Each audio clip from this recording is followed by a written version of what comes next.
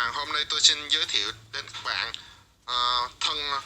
thân máy khoan và bắt vít pin 18V của Makita. Model nó là DHB481Z.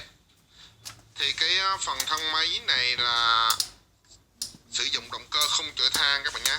Trên thân máy thì được hãng trang bị hai cái đèn led rất là sáng. Khi chúng ta sử dụng thì nó đảm bảo cho độ chiếu sáng tốt để công việc chúng ta được thuận tiện hơn.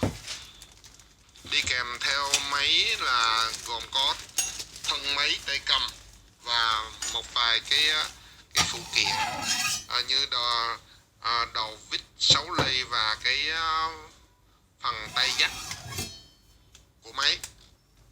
Máy này được đựng trong cái hộp giấy thôi các bạn nha, tại vì là cái phần thân máy thì không có đi kèm pin và sạc 18V nên là hãng là chỉ đựng trong hộp giấy thôi.